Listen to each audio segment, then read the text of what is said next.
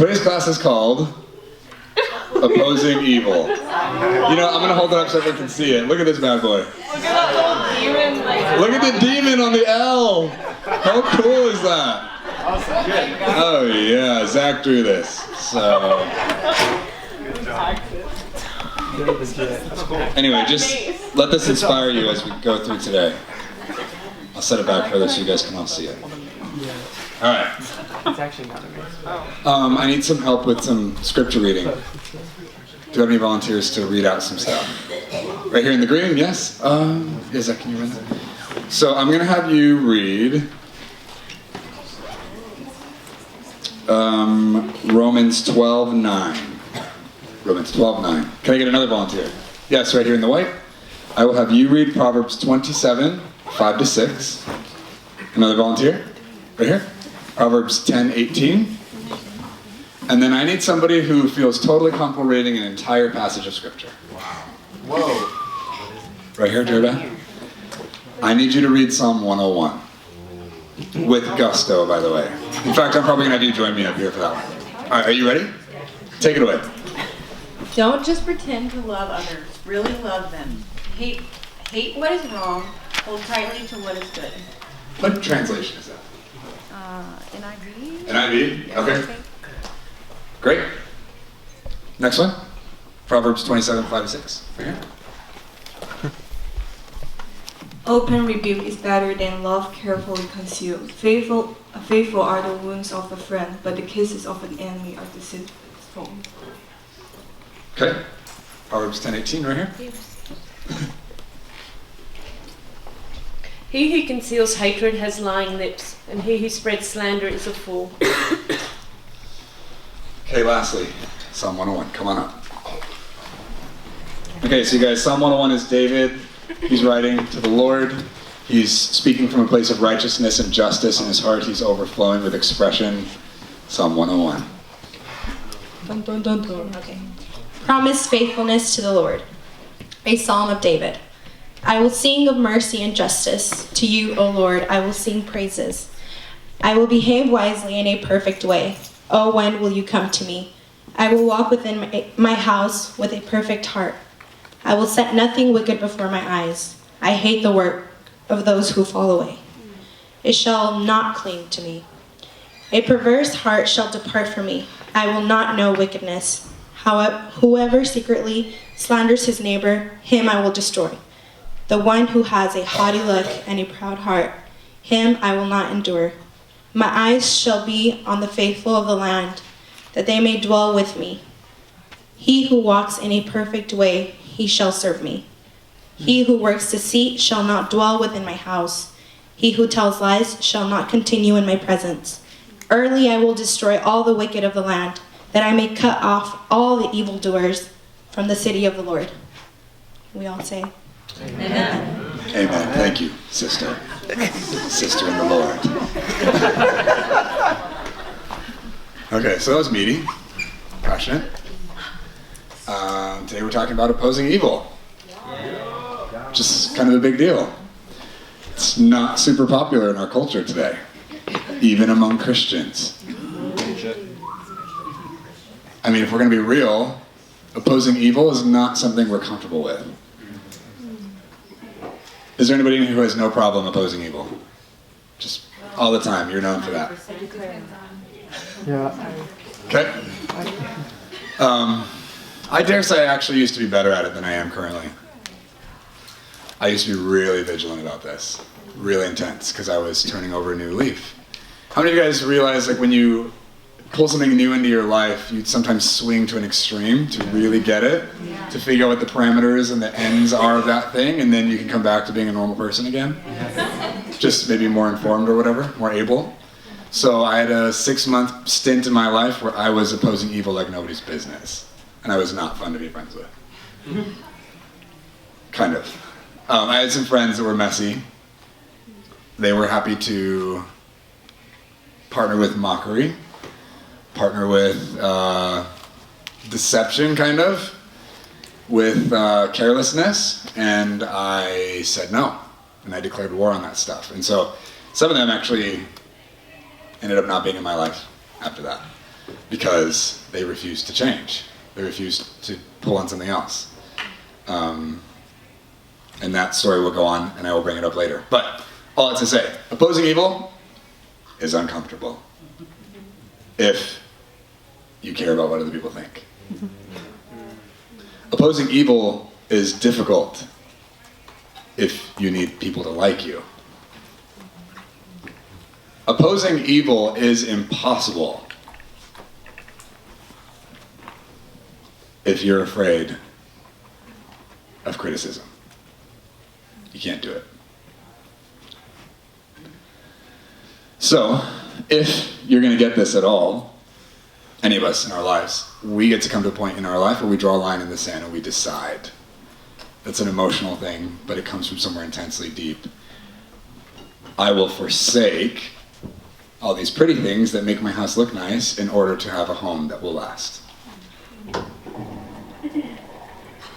And apparently the bathroom is right here. I didn't know that. There's a line in the sand that we get to draw, and we get to cross, and we get to choose to explore something else. And in that process, you will feel death. You will feel breakdown. Something's going wrong. It'll feel like that. It'll feel like, oh God, something's wrong. I don't like this. This is not fun. And that's okay. It's part of the deal. Because when we choose to oppose evil, if we hadn't been, we start declaring ourselves in a war that's going on. We start actually choosing a side. And then we start actually participating as if we believe in the side that we're on. So if that happens, we are going to experience the ramifications of the loss of benefit, the loss of acceptance, when we used to participate on that side. When we used to be friends with the enemy. You know, we're thinking, I'm not friends with the enemy, I'm a Christian. I'm a second-year student at BSSM. But if a friend of yours, you're hanging out, game night or something, and a friend of yours mocks another friend of yours, and we all laugh it off and move on because it's awkward and whatever. What is that? Oh. Wow. Nice. If someone's mocked in our presence, and we just awkwardly laugh it off and move on, we've partnered with evil. That's a really intense standard. But if you allow the evil to exist in your presence and you know that it's happening and you choose to say nothing, you've partnered with evil. And guess what? You do that long enough, it starts to feel normal. And if you try to push against that thing, you will feel the opposition. Oh, I'm uncomfortable. Oh, I'm losing love. Oh, I'm not going to be accepted after this. Right? And so it's a lot easier just to go along with the enemy. And it's tricky because sometimes the enemy comes through the voice of our friend. Someone we love, who also we know loves Jesus and is a second-year BSSM student. And they're releasing the enemy. They're giving him permission and access to the moment. It's awkward when your friend is the one opening the door to that. Right?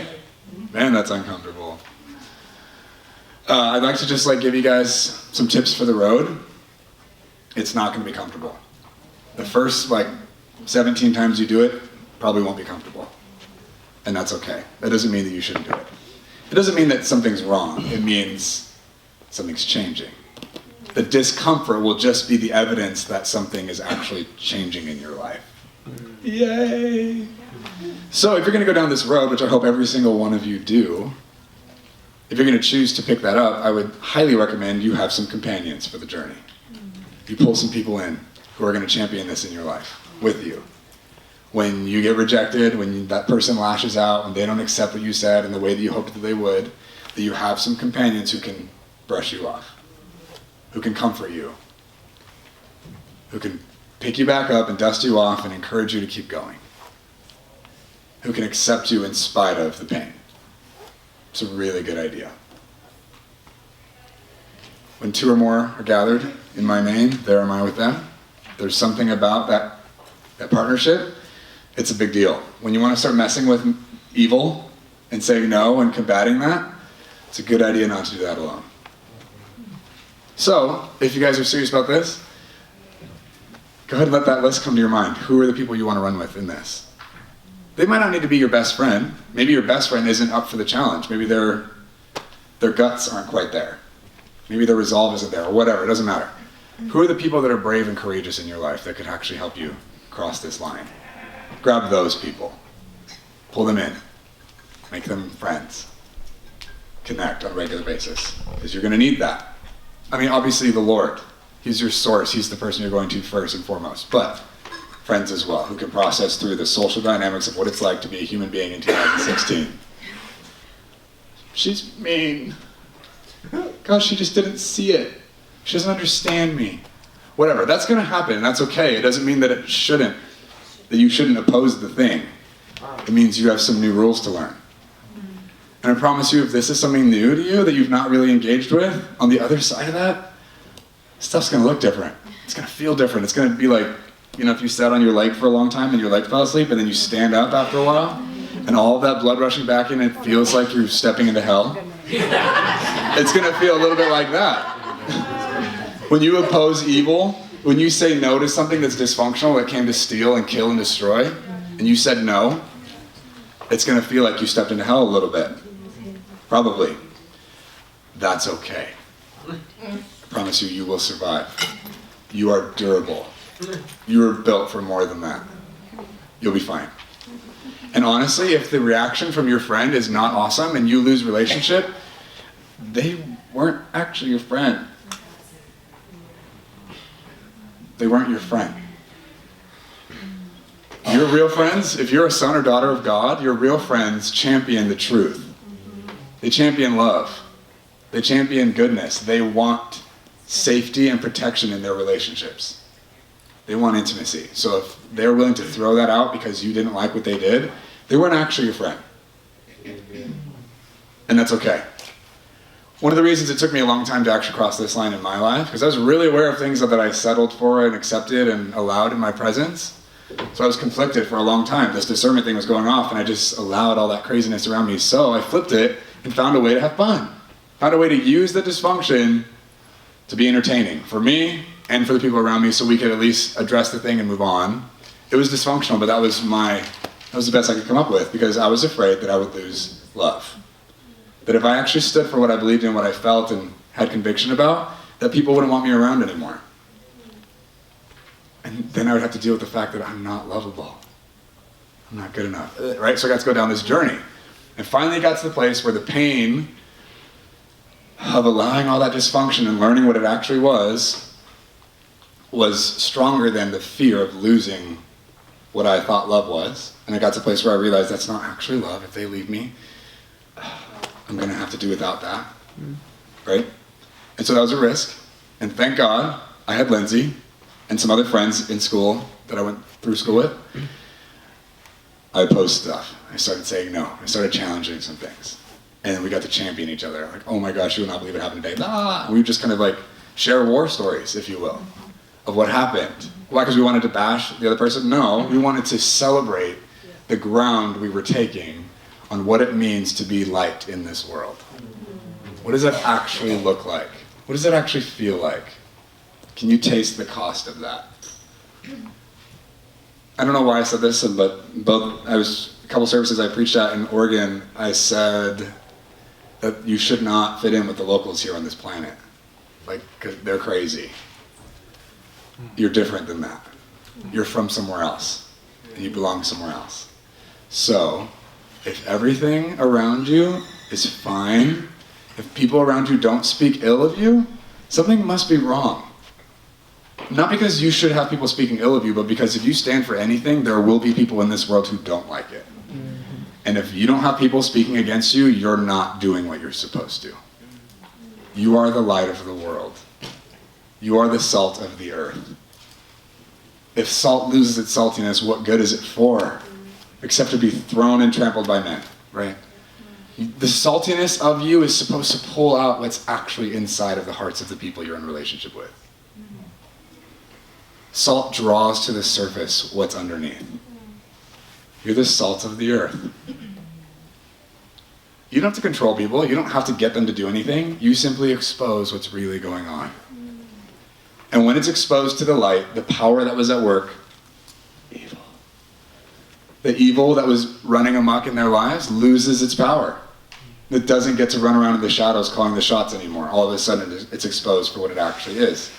And if they love the Lord, they will experience this revolutionary power called repentance. And you have given them grace. You said no to that thing that they said yes to. And so now it's awkward because, one of us is wrong. But if they love the Lord, they're called according to his purpose, this will be a blessing in their life. Right, as, what's your name? As Karen? Carrie shared. One little thing opened up all these other things, right, and brought this freedom and this connection, and it was beautiful. It's super normal. I totally forgot I was going to ask some other testimonies. We can do that afterward. It's not your job to control your environment. You're not policing anybody. It's your job to hold a standard. So you're not going to make anybody do anything around you, but if they want to choose heinousness, disrespect, dishonor, selfishness, fear, pride, if they want to choose that in front of you, you have a choice. Some of you have opened up a new world in your life because you took this class. Some of you have stepped into something new. I'm sorry, and you're welcome. You now have a new standard. You now have a new level of accountability between you and the Lord. A new level of responsibility with which you conduct yourself in this life. And so if you're aware of something evil operating in your presence and you do nothing, you give permission to that thing to operate in your life. Because you didn't oppose it. So you said it's okay. You agreed by your compliance. And then you do that enough, pretty soon you won't see it anymore. And you'll feel the ramifications of that discrepancy, you just won't know what it is. That's when your disconnection grows to deception. And now you don't even know what's wrong.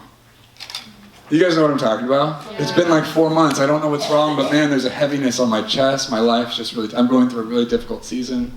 It's a dark night of my soul. I don't believe in dark nights of the soul. I think it's deception, which is really intense.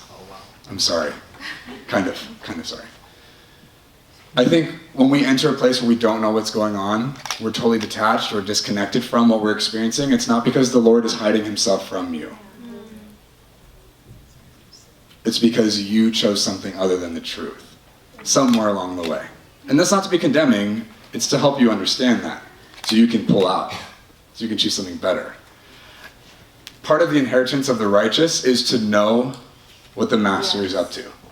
To know what he's doing. It is not your job to grope around and be confused and lost and not sure of what God's doing in your life. That is not normal. The community of the righteous is, we are the light. So it's not just illuminating, it is understanding. It's the truth. It's we have something to say. It's we understand what he's doing. We understand what this guy is doing. I can see it. Oh, he's here. I don't know what it is, but I can smell him. Who's hiding that devil? You know what I mean? So your sensors go up. Okay, what's going on? And you just pay attention. And pretty soon, you guys, the enemy does not just leave an opportunity. He will expose himself. So you pay attention, and pretty soon you catch it. Oh, there it is. I smelled it again. It came out of this person's mouth. What was that? Hey, did you brush your teeth this morning? Because you smell like sin. Did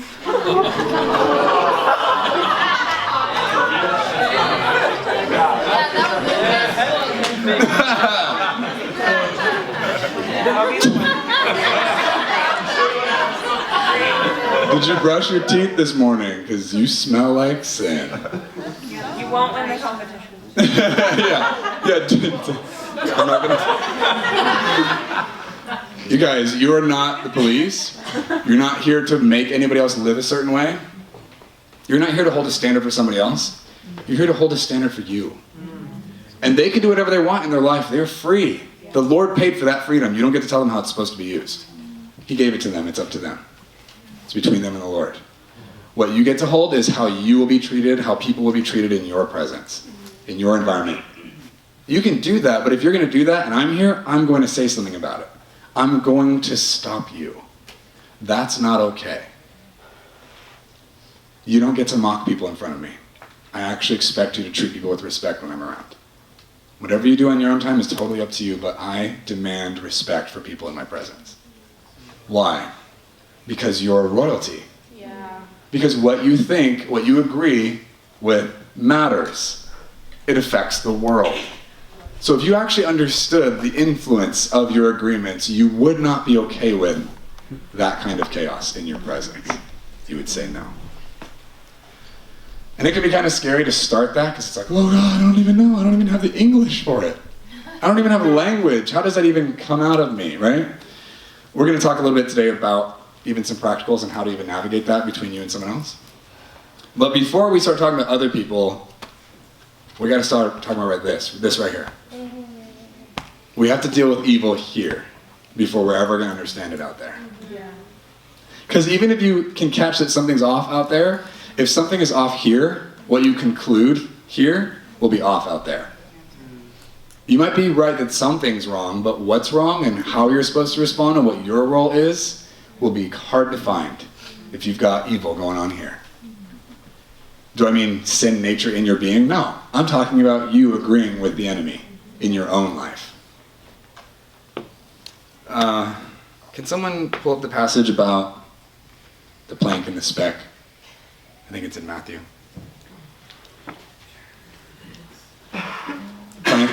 Plank in your eye, pull it out, then you... Sam, right over here. From verse 1. Yeah, just read what he's talking about, the speck and the plank. Why do you see the speck that is in your brother's eye, but not notice the log that is in your own eye? Or how can you tell your brother, let me take the speck out of your own eye, when there's a log in your own eye? You hypocrite, first take the log out of your own eye, and then you will see clearly to take the speck out of your brother's eye. Brilliant. So before we're going to be able to help clarify for other people what's going on in their world, we must first clarify for us what's going on in ours. Okay? But you must recognize at the end of that, Jesus says, you hypocrite, first remove the thing, and then you will see clearly to remove the speck out of your brother's eye. You're meant to do that. Most of us don't even touch it because of the judgment thing. I mean, that's their life. It's between them and the Lord. I can't say anything bad. I'm a Christian. Well, now it's time to grow up. You have something to say. If you get this thing cleared up, you now have something to give that would change their life. This is not for the faint of heart. This journey is not for someone who's just casually trying to figure out what this looks like and feels like. This is for someone who has decided whose team they're on. And that they're going to do this no matter what it costs. Right? Jesus talks about counting the costs. He gives a couple examples. Who of you would start building a tower without first calculating whether you have the means and the resources to do it, to complete it? You know, because what if you build halfway and you run out of resources? You run out of manpower, and then there's this giant monument to your foolishness that everyone can look at and be like, wow, look at that idiot. Right? Or if you're a king going to war, you've got 10,000 guys, and that guy has 37,000. Wouldn't you first send a delegation to see if you could even possibly win? And then if you can't, wouldn't you want to work out a peace treaty so he doesn't destroy you? Right? In the same way, don't follow me unless you can handle it. Count the cost first before you decide you want to be a believer, a follower of Jesus. And do you guys know what the cost was? Death. All of it. Everything. If you can't handle giving me everything, don't follow me. We're not negotiating this down the road. That's the deal. He's really, at least he's kind, he's upfront about it. Hey, just so you know, this is going to cost you everything you think you have. All of it. Everything. If you can afford that, come with me. I'll show you how to change the world. Okay? So, opposing evil, it's not going to be our tricks and our tactics and strategies. It's going to be an agreement deep inside of us. Saying yes to love. Giving him what he requires to express himself the way he wants. So, let's deal with us first. What evil do I agree with? We all have our own choices, right? The things that we engage in. The things that feel good, the things that make sense, the things that we use to protect ourselves or get results in this life. It's different for each of us. For me, control has been pretty tasty. I like me some control. Manipulation was pretty tasty. That was, yeah, my go-to. That was my regular diet. Just everyone give me what I want. I don't care what it costs them. I'm not really aware. It doesn't matter. It's fine. I don't know what I'm talking about. Just give me what I want. Right? And it wasn't until I had someone come up to my life and say, hey, that's not okay. What you're doing, this is what you're doing, and it's awful. I got to decide. First of all, I don't even know if that's true. First of all, you're crazy. Who the heck do you think you are? I didn't say that you could talk to me like that. Right? I got to work through that thing. Pride, come to protect me. Hey, she's crazy. She's whatever. She's got this agenda. What if she's right? That's awful. What does that mean about you? Right? So I got to work through that, and thank God I lost that fight. And I was like, oh crap, I think she's right. So then I got to actually admit, I manipulate people. I use my anointing to distort my relationships. You guys, that sounds terrible. And I got to say that out loud in front of other human beings. I'm sorry. And I got to work through, oh wow, I'm a terrible person. Right? That was the threat. Oh, I suck. That's a big bummer. Let's not suck anymore. So, got to work through that, right? The first step to actually being free from that was admitting that it was happening in the first place. So for those of you who manipulation is not your thing, but something else is, getting to the place where you can admit that's there is the first step to that thing changing in your life, to breaking that agreement. Hey, this is happening. Because darkness would say, don't admit to that. Don't see that. It's not there. It's fine. That's not even the thing. Like you're just looking for stuff. Don't worry about it. Shh. Right? Because darkness wants to stay hidden. Darkness wants that thing to stay covered so you don't have to deal with it, so you won't be accountable for it, so you can't actually do anything about it, and so it can keep destroying your life. So the first step is getting into the light. This is happening. I like this. I'm sorry. Does that make sense? Okay? So you're ripping it out, and it's painful, man. You're losing something, reputation, clout, respect maybe.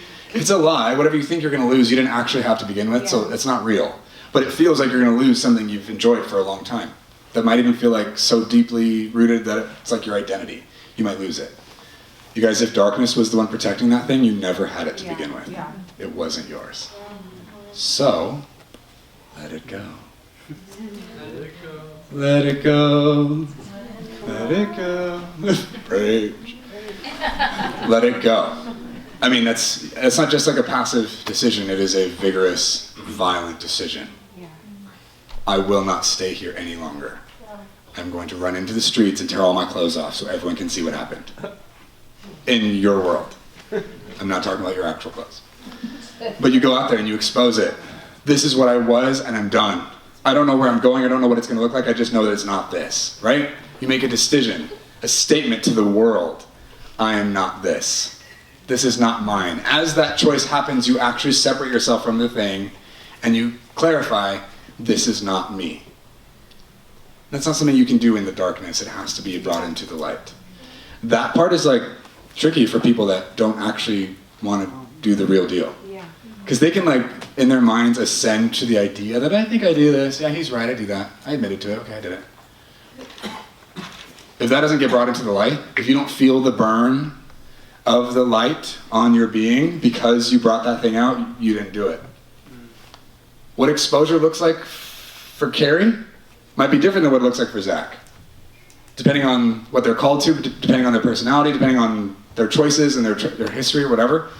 What you need to do to actually expose the thing for it to die, it's subjective.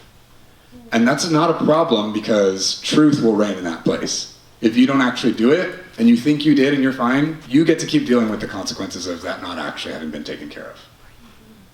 This is not supposed to be super intense and scary. This is what the door looks like to freedom. This is how you get out. So, whatever you need to do to get that thing off of you, go do that. Go do it. I know you're going to lose stuff. It's part of the deal. You get some battle scars, if you want to call them that. Whatever. It's the flavor of the intimacy you share with the Lord. It's those monuments that get erected that point to his faithfulness in your life. It's the destruction that you were rescued from that gets to bring you to your knees and remember you have a Savior. Over and over and over again in your life. That he is who he says he is. He will use that to bless you.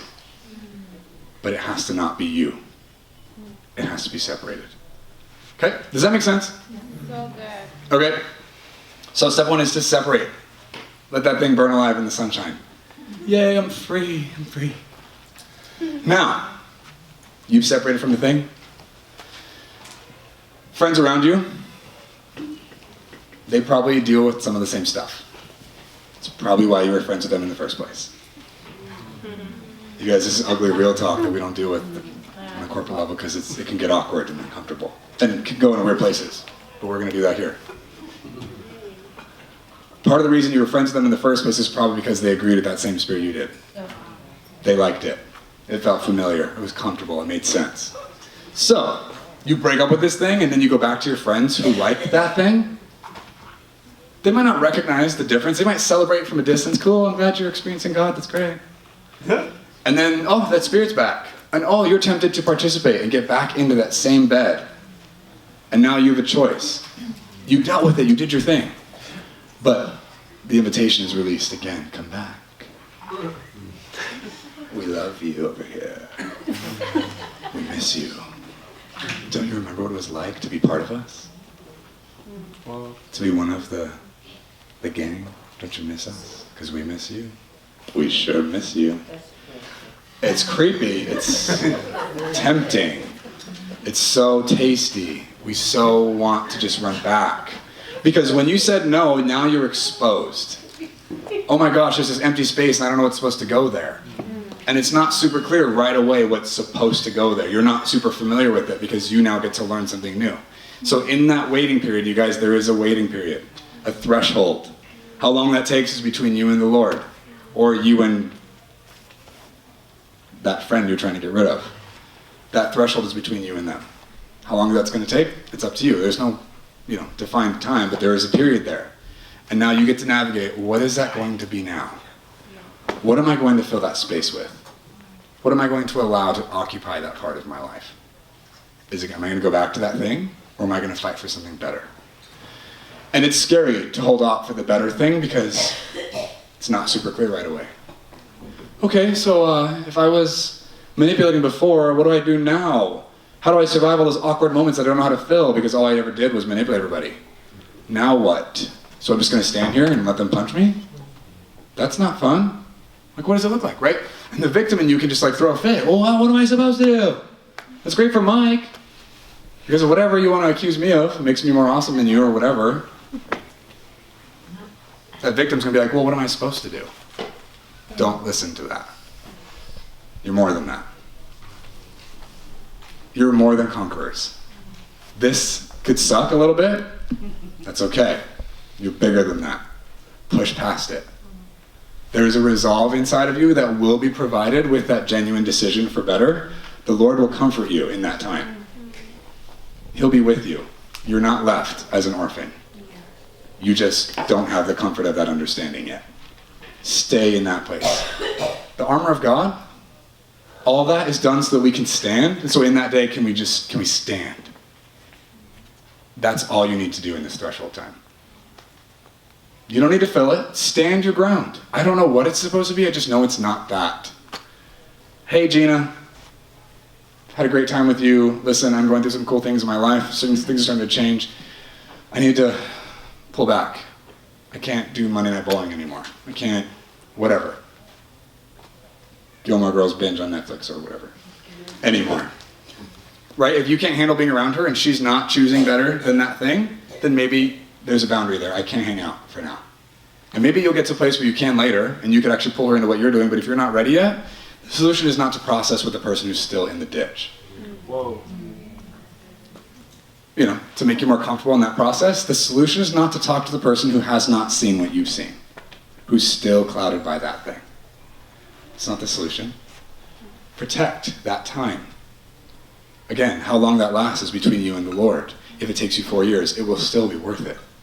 It could be 3 days. Who knows? 3 days would be probably pretty quick, but you know, whatever it takes for that thing to get occupied, between you and the Lord, what does it look like? Hold your ground. Stand. So one, we're drawing a line in the sand, we're crossing it. I'm not that. That's not me. I'm not participating in that anymore, right?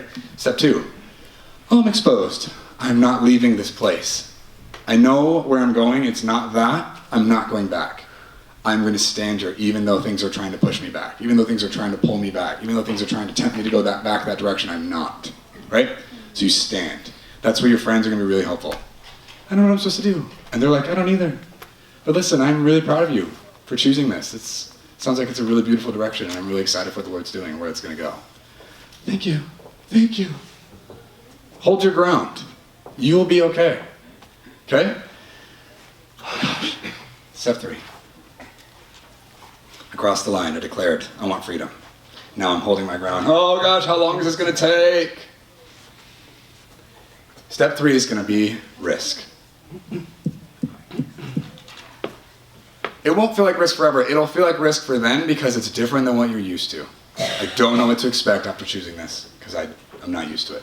So if I was doing manipulation stuff and I chose not to and I held my ground, and now someone says something that's awkward and uncomfortable and actually not something I'm supposed to be exposed to, instead of manipulating and laughing and making a circus out of that moment, instead I choose to say, hey, so I'm sacrificing humor and fun and levity in this moment, which normally makes me seem super cool. Hey, I'm sorry that's happening. Like, I think that you're probably gonna make it through that. You're gonna be fine. And we move on from the moment. It's awkward. Like, where'd your personality go? Where's the fun, cool, witty guy that just, you know, keeps the room going? He's not here anymore. Now I'm boring. It's just me and the boring truth. That was scary for me. I was like, well, crap. Where's my sense of humor now? I don't even know how to be funny anymore. That's what I thought, right? Then the risk came. Oh, this is the thing that I so could do that right now. You're gonna be all right. Hey, thanks for sharing that with me. Here's what I see, blah, blah, whatever. And I choose to partner with the truth in that moment. What that looks like for me, what's happening for that person, whatever's exposed to me in that moment, it depends on what he wants to do. But you guys, the truth is a person, right? So I'm learning, what does he sound like in this moment? Because I'm not partnering with manipulation, I can hear him. Oh my God, I could say this right now? Okay, so I'm gonna say this. I've never said this something like this in this situation before, but and then you get to watch what happens. And you get to keep doing it. And you keep partnering with the truth. It keeps feeling like a risk because this is not normal. This territory is different. Pretty soon, you start watching the benefit and the ramifications of partnering with truth, and you get to watch people get set free. You get to watch what you say actually lift and empower and deliver people from insanity. And it starts getting really exciting. Like, whoa, the Bible's actually really interesting now. I don't have daily devotionals anymore, but I am studying that thing. I'm eating it up because it is helping me understand the world I live in. It's giving me tools. All these dynamics in life that I never paid attention to before, all of a sudden becoming very obvious. Jesus is helping us out. This makes sense. You start catching what the truth is like. And now you start doctoring a relationship with him. It starts causing you to live a little different. Is it warm in here? Yeah. Can we fix the... Yes. Can you change the AC? Yes. So much unwrapped. Save us, it's hot. Let's drop it like 3 degrees. 9 degrees. Okay, drop it 2 degrees then. 4. Oh, sweet. Release of cool. All right, oh, that feels good. Can you guys feel it? Yeah. Yay, we're gonna live. All right. So we take the risk. We start learning how to partner with the Lord. We actually have the opportunity in this place because now we are not listening to, in my example, manipulation anymore. I chose something else, so now I'm actually open to his influence. Oh, I could do this right now. That's awkward, right? Pretty soon, that awkward thing that I don't know how to do, I still get to be funny, but I have not violated the truth in my heart. I still get to have a personality, and I found, oh, this is really cool. I still get to be me. Hey, I'm not gone. All that wasn't evil. Some of that was still me, just, distorted. But now, I get to be me, but man, that's sharp, it's clean, it's pure, it's bringing life. It's opening people up. This is awesome. Life is so much better than I thought it was, and I start falling in love with myself and just go down this crazy journey. It's amazing. It gets crazy in a really good way, right? Stuff gets pulled off your eyes, and now you start to see clearly. Okay, that's all journey. Jesus is saying in like 2 sentences, 1 verse. You hypocrite, remove the thing, then you see clearly, get it out of their eye, right? That's a journey. When you are used to partnering with craziness and evil, that thing doesn't just happen like that. You get to learn now. You get to reorient. What does it look like for me to actually partner with the truth and not say yes to the bad guys? In that intimate, emotional, sticky place that I'm scared to look at because I don't know that I have control over it. Right? Whatever. You get to this place where you actually start understanding how the truth expresses himself, what his motive is like, what he feels like, what he's after. It starts to make more sense. It starts to infiltrate the rest of your being, and it starts to affect everything you think. And pretty soon the world looks different. And now you start to establish strongholds with the truth. They become powerful, immovable. It doesn't matter what people say around you. It doesn't matter what letters are before their name. It doesn't matter how many degrees they have, or how successful they are, or how many followers they have on Instagram. It doesn't matter. If they say something that's violating the truth, you know what to do. I'm sorry, that's not going to happen here. Not today. Because I'm opposing evil. That's who I am. Sorry, we've got a conflict. I know Jesus. It's not going to happen here. It doesn't sound like that. But, it's unique how we express that, but that's what's being demonstrated. That's not going to happen here because I'm on the team where the light is. Right? That's a thing. Sounds cheesy when we use imagery like that, but legitimately in life, it makes it rock. All right, let's talk about confrontation in relationships with friends. Oh my gosh. Does someone want to come up here and give me an example of a specific situation they're having where they'd like to confront somebody but they're nervous about it? I'm looking for personal because that's where it gets awkward, right? That's where it gets scary, like, oh my gosh, am I actually losing? I have to see this person tomorrow. We have to continue to have a relationship after I blow this thing to bit. This needs to be someone no one else knows. We're not going to expose or destroy anybody. Well, we need some specifics so we can really navigate this effectively. What's the situation? Okay. Ruth Maria. Yeah. Welcome. Thank you. Okay. So it's a good friend of mine, and we're pretty close. We see each other every day, and I realized that this person is operating out of a poverty mindset, and because of the things this person is saying, the way this person is... a specific example? Okay, specifically, it was about money. There was not enough money to pay rent. Do you live with them? Yes. Okay. So are you collecting rent? No. Someone else is collecting rent? No, we all pay it straight from our own account. Oh, okay. And yeah, as a friend, I knew I need to be honest. So you cannot just ignore that. You need to make a plan, and that. What happens if she doesn't pay rent? Well, she needs to leave. Okay. So it's not going to affect you really? Personally, no. Emotionally, yes. Why? Because I care about the person. Carry on. So when I addressed that something needs to be done, the response from this person was, but there's nothing I can do about it, Perfect. There's just nothing I can do about it. And it hit me. I'm like, whoa. What did it feel like? I almost got angry because I realized that this person was partnering with the wrong spirit. Pause. Yeah. I almost got angry. I actually got really angry. Oh, she actually got angry. Actually, I was really pissed off. All right, so her friend is going through a dark time in her life. There's no money, and there's nothing she can do, and she's getting pissed. Where's Maria? Where's your compassion? You're a Christian. You're supposed to love her. What is wrong with you? all this judgment and hate coming out of you. Right? Full on. I mean, that's how full on hate. You guys, that anger is appropriate. She should be angry. Why? Why? Because it's that victim mentality. It's not her true identity that she's operating out of.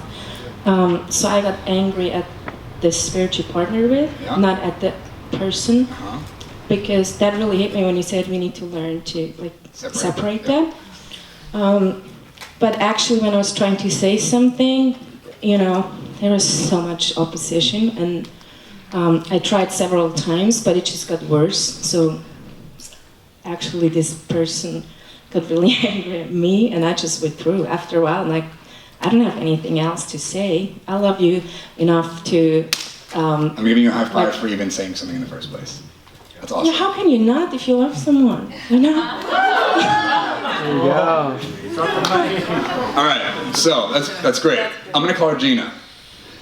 Gina, don't have no money. Gina's broke, but not just in her bank. Gina's broke in her soul. There's not enough. There's nothing I can do. I'll never have enough. That's what's coming out of Gina. That's what's making her angry. This powerless violation, celebrating and ascribing to something that's anti who God is. That thing is coming in and saying that God is not who he says he is. It's the same voice that's coming out of that serpent saying, will you really die? It's the same thing coming out of her roommate. She should be angry. She's a daughter of the king. She expects holiness. She expects purity. She expects power, right? So this thing in her home from someone she's trusted to live with, coming in to defy who she worships, anger is appropriate. We shouldn't just gloss over that. Oh, I'm so sorry. Actually, no. That's not okay. So, discernment. You know it's not her, because you can feel it, right? You can feel that violation, like, oh, that's nasty. She did not brush her teeth this morning. It smells like sin in here. The discernment here is not, oh, there's a spirit of poverty here. That's true, you're aware of that, it's great. Use that to bring your message. We might not even mention poverty, right away at least. The discernment is, you're powerful. The discernment is, you are worthy of love, which means you are worthy of being provided for, which means God actually cares about this, which means that there is a solution, and it means that you actually have something to do with this. There's something in your realm available to you that you're meant to partner with, to align with who you actually are, right? So how we say that, I'm gonna make it personal. You guys, I'm not sure if I still need you up here. I might. Are you okay standing here? Do you wanna go? Yeah, no. Okay, just hang on. Most people, when it comes to the spiritual realm, engage with that stuff on the soul level. Meaning they're familiar with it through their emotions and their thoughts. That's how they interpret what a spirit is doing in their life, or if they're aware of it. If they're not, which most people are not, they will recognize feelings and thoughts. So if you can interpret the nature of that spirit through the language they use, their feelings and thoughts, they will connect to what you're saying. They might not understand the spiritual cosmos and everything that God did to create this, but they might not get that. But they'll recognize, like, oh yeah, I think those thoughts. Oh yeah, I feel like that all the time. You know something I don't. Or you know something, whatever, right? So I would say something to Gina like, okay, what's your relationship like with her? Are you guys close? Yeah. You are? Okay, does she trust you? Yeah. Does she know you love her? I hope so. Cool. All right, so I would say, hey Gina, I noticed rent's not in. Is that true? Yeah, no, there's no rent. I'm broken down. Whatever. Wow, that sucks. I'm sorry that's happening. Like, how do you think this, like, how did you get here? Oh, you know, and then all these excuses are gonna come. My dad, my country, planet, whatever. All these reasons why I don't have money. Okay? Yeah, that's rough. You know what, I mean, this is kind of an interesting experience I'm having because I hear what you're saying, but who I know you to be is actually way more powerful than this. Who I know you to be actually has way more passion than this. I've seen you fight for things in your life. I've seen you fight for things in mine. I've seen fire and passion come out of you, and I know that you're powerful and that you care. I know there's fire in you, there's passion. I know that's true about who you are. So what I'm getting from you right now feels really confusing. Like this doesn't make any sense. I don't know how to relate to this. This is not the Gina that I know, right? And now Gina gets to convince you that she's not fiery, passionate, or powerful. Is Gina gonna wanna do that? Probably not. If she's in her right mind on any level, she's probably like, oh God, I think you're right. And I like that. I wanna be fiery. So now she's having an inner struggle here, like, what do I wanna do with this, right? You're not straight up, Gina, it's poverty. It's not that. I mean, you're kind of doing that, but you're doing that by saying you... I know it's what you want to do. Poverty! I mean, that's what you guys are going to do, just not like that, okay? You'll get the same reward after this is over. You want to just slap it out of her, but you're going to help her recognize this for herself. Wow. If you just tell her poverty is going on, like it's not going to go away. She's just going to be scared and not trust you and not want to open up anymore. She's just not going to want to talk about money in front of you anymore. Wow. And now you don't have to be close or whatever. So it's not that. We're going to come in and like help her recognize what this thing is doing to her. You're a fiery person. You're passionate. I've seen you fight for things in my life. I see you stand up for the little guy. Like that's who you are, right? Right, remember, and I'll even use some examples if she's not getting it. Remember this one time, Baba, I saw that and I was actually really impressed. Like that inspired me. That made me want to fight for other people too. Right? I'm reminding her of who she actually is through the version of her soul that knows how to relate to that vision. This is who you are. I'm not just gonna like slap it on her. I'm gonna paint a picture that I'm emotionally connected to. How did that impact me? You caused me to believe that I could fight for people because of how you fought for me. Right? Like that's who I know that you are. And so all these things that I'm hearing from you, like I get that sucks, but I can't accept or believe that there's no solution and that you have nothing to do with that. Like that doesn't make any sense to me. Right? And so am I like confronting her? Absolutely. Does it feel like it? No. It feels like I'm championing her. And now my standard for who she is actually expects better than this. That's what this confrontation is. That's what it should be most of the time. Depending on the relationship, but especially on a peer level, you gotta come alongside them and pick them back up. This is who you are. You fight for people. You stand up for justice and truth and freedom. That's you. This makes no sense. I can't have compassion for this person. I don't know what it is. I can't connect. Where are you? Like, why can't you fight for you? I'll fight with you. Like, let's make some declarations right now. Let's pray, whatever, right? How am I going to partner with her in this place? Here's $20. Wake up. You're worth it, right? Whatever. And then when she realizes you actually care, you can start just punching her right in the soul. You're worth it. You're powerful. You're perfectly provided for. You're perfectly accepted. You're perfectly loved. This is true. And you just, now the truth you're saying to her is hitting somewhere she doesn't know what to do with. You're killing her.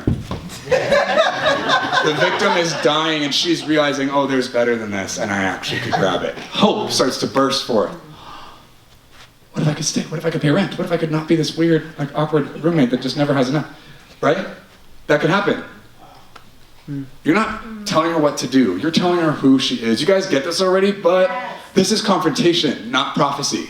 So we just like all of a sudden lose it. Oh, I don't know how to confront people. I can't talk about it. It's awkward. No, get in there and tell them what you know. You know something's wrong. You know you have to reach that because of the poverty thing that hit you and pissed you off. Oh, I'm really mad. It's time to love this person. It's time to love the hell out of this person. This is who you are. This is what I've experienced about you. This is what I love and respect about you. Come back. I miss my friend. This should not be. It's making it difficult to live with you. Or whatever, right? And you can confess some of the difficulties you're experiencing because she doesn't know how to show up like this. Right? And you get to expose it. What comes after this conversation, if you did it right, if she's not a complete shrimp, should be life-changing. This should open up something in her life that allows her to pick up something she hasn't had. I'm worth it. And you would be amazed what happens in the spiritual realm. Provision just floods her life. Because she broke up with poverty. And now it doesn't get to have access to her finances, and oh my God, there's more than enough. It's insane. And this becomes a memory. I remember when, okay, I think I'm actually good. Good. Thank you. And now this becomes a time in her life where she used to whatever, she starts to forget what it was like to not have enough money. All she remembers is, you're a champion in my life. You love me. I trust you. Right? How many of us could use that in our lives? I could be that in people's lives. I could use that. I could not have to tiptoe around all these awkward things that I know are awful, just don't know what to do with them. If you guys engage with their soul and recognize who they actually are and where the violation is, and you articulate that in a way they can understand it, they'll break up with that spirit in that moment right there, because they can feel you love them. You brought something stronger. And so because there's something available, they'll grab it, which means they let go of that other thing. You're right. Oh my God. And they're crying. And usually the tears are just like a collision. They're overwhelmed, like, whoa, how did I get here? How long has it been like this? They're right. I want this. Well, they're going through this really fast, intense journey in a moment, right? Does this make sense what I'm saying? Yeah. Okay. I don't know if I covered everything I wanted to, but I wanted to open it up for some Q&A. Do we have any questions on opposing evil? Right over here. Okay, so. We've got a microphone for you.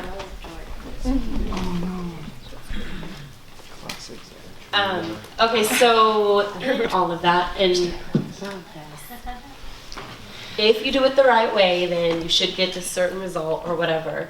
But what I should have probably come up and asked this earlier, but I have a particular situation where a friend of mine is partnering with something, and she knows she's doing it, and she's wanting that for like comfort, but then the need that she has that's not being met, like I know I can't meet that need too. So I'm kind of like, I see what you're doing, I don't want you to do that, I know what you're partnering with, but then I don't have a solution for you 100%. So Is the thing she's doing directly affecting your life? no, not directly. Is it affecting your relationship with her? Yeah, because it hurts, because she's, worth a lot more than that, and Okay. she's got children, and I love her kids, so. Okay, so it's getting a little tricky, and I don't think that's a bad thing. Hold the mic, I think you're probably gonna want to say something else. You get to express to her, hey, that sucks for me to watch, however you articulate it, right? You express this, and she's like, oh, I totally disagree. You now have a choice. You took a step. Here's where I'm at, here's what I think, here's what I've decided about this mess, right? That you have in your life that's affecting me. I would love for that to be different, whatever. And it's not your job to tell her what to do. You could offer stuff, but that's not, she could find it, right? That's not your responsibility necessarily. But you expose that thing, hey, this is happening. Here's how I feel, here's how it's affecting me, that. And she decides it's not important enough. How you feel, how I'm affecting you is not important enough for me to want to change. Now you have a choice. And this part it's interesting. Very subjective between you and the Lord. In some situations like this, the Lord would ask you to lay your life down for this person and keep experiencing that dysfunction. Sometimes the Lord will ask you to do that. I don't want those of you who are inclined to just sabotaging your own life for the sake of other people to hear that and give you permission to stay in that insanity. That's not what I'm saying. And I don't want other people of you who are way easier just to flip people, just cut them out of your life. Fine, I'm over it. That's not okay either.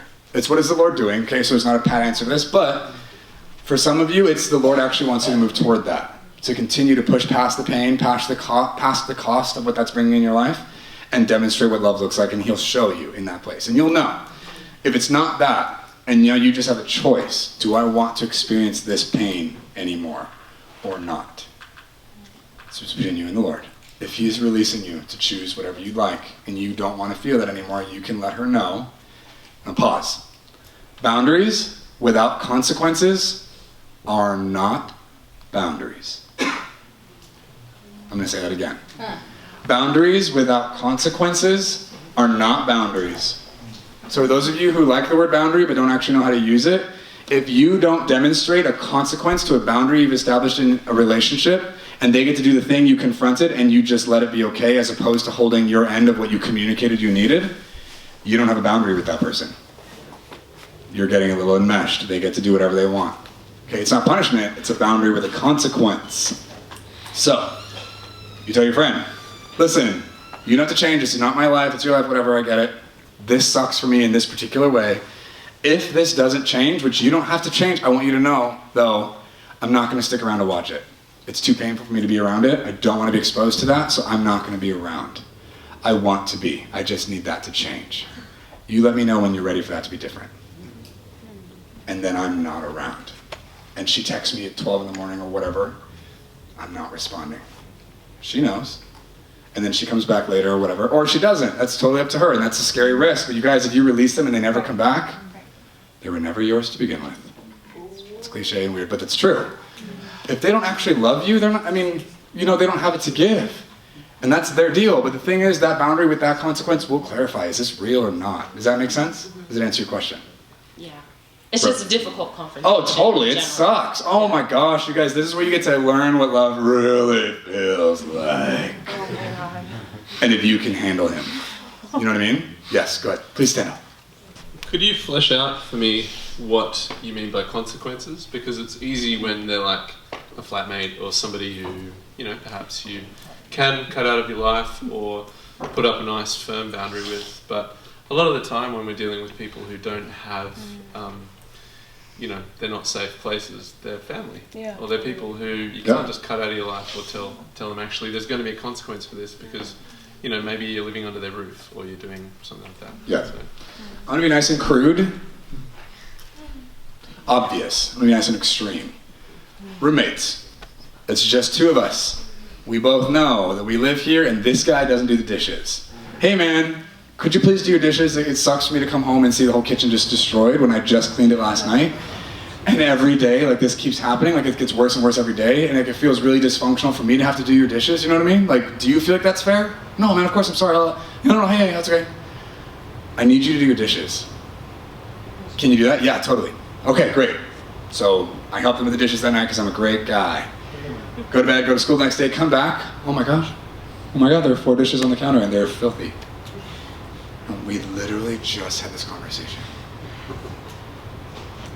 Poverty. Right? What am I supposed to do? He comes home. We have another conversation. Hey bro, remember yesterday when we talked about this? Oh yeah, I know man, I'm sorry, I was just busy he has an excuse. It justifies his total lack of valuing what you needed. Here's why I don't care about what you need. Okay, listen. This is not, sorry, you seem to misunderstand me. I'm not saying that it would be nice, I'm telling you I need this to be done, and you're not demonstrating that. So here's the thing, I don't know that you're gonna manage this, I don't trust that you're going to, so if I come home tomorrow and there are dishes on the sink that aren't clean, that are not mine, I am going to put them on your bed. If you can prevent that from happening if you just do the dishes, okay? I don't wanna do that, but I don't wanna look at them. It makes it stressful for me to even be in the kitchen because I don't wanna look at those dishes. So instead of doing your dishes, which would be dysfunctional, I'm going to pick them up and put them on your bed. That way you know they need to be taken care of. I'm just gonna help you out in that way. Cool? That won't happen if you do them yourself. Yes. Cool. We good? He might not love that, but listen, I don't care. I don't love the dishes being on the counter. This is what I'm offering as a solution, and you get to move forward. That's an obvious, obnoxious one, but that is a boundary with a consequence. What that looks like for you in that relationship is going to be based on you and that person. What could it handle? What is the Lord telling you? What is a creative solution to this? But there needs to be some kind of thing that motivates them to want to change. Yeah. Dishes on the bed, probably going to do something about that. He might put them on your bed. And then you get to have other conversations or whatever, and the reality is maybe you need to not live with this person. But the reality is, if their dysfunction causes you to not be able to have a relationship, you need to not just cover that stuff and let them be dysfunctional. That thing needs to come out. It needs to be exposed, this is actually a problem. And a lot of dysfunctional people in our communities get that way because nobody gives them any feedback. Because they have no idea that they talked 7 decibels louder than every other human on the planet. They have no idea, right? So that feedback, those boundaries with consequences are actually contributing to them experiencing something better if they would choose it. They have no idea there's another option if you just let it happen, if you just do their dishes for them. He just got a new mom. Go him, he's got a great life. Right, so anyway, does that make sense? All right, we're out of time. Have a great week. We'll see you next week.